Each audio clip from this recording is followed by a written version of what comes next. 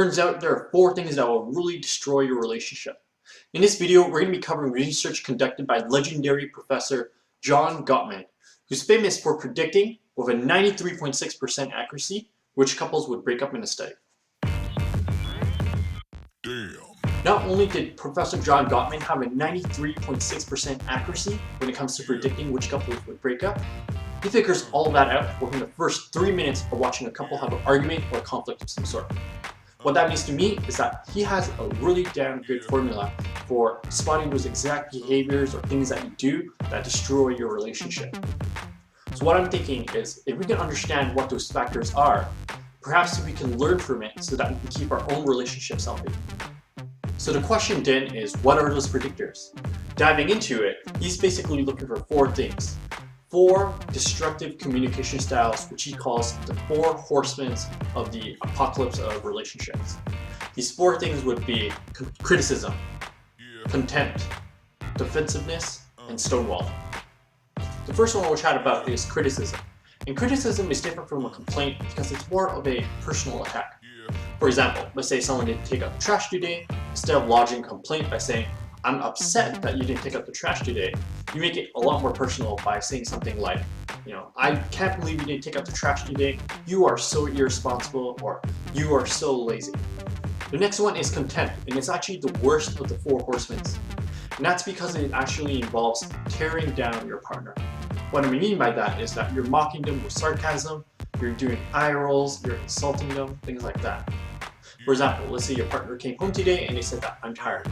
As soon as you hear that, you basically mock them with sarcasm. You go, "Oh, you're tired? Well, let me tell you about my day. Not only did I go to work, I did all the grocery shopping, I did the cooking for tonight, and what do you do as soon as you got home? You sit on the couch and you watch TV and you be lazy. So don't tell me about being tired." So inside that example, as you can see, you're basically mocking them with sarcasm, and essentially what you're doing is that you're making them feel small and worthless.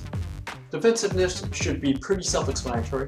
It's where you fish for an excuse to get your partner off of your back instead of owning up to the problem. So an example of that could be you forgot to do something for your partner. Instead of being honest and telling them the truth that, "Oh, I forgot," instead say something like, "Oh, well, I was busy today. And you know what? You know I was busy today, so why didn't you just do it yourself?"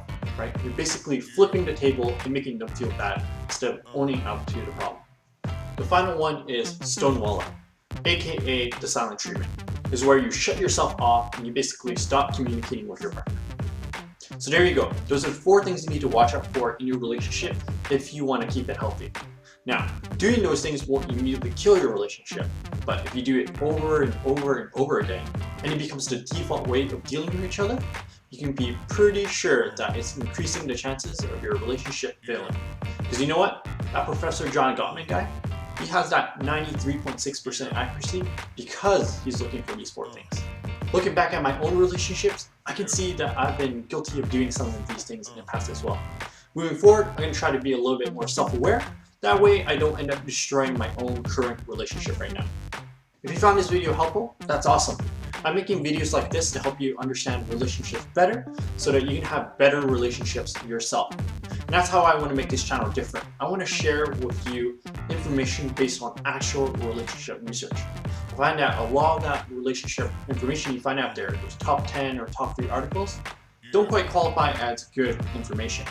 So if that's what you're interested in and you want to have better relationships, then join my channel and subscribe. I'm also making other videos based on practical relationship tips as well as gift ideas to save you time and make your gifts more memorable as well.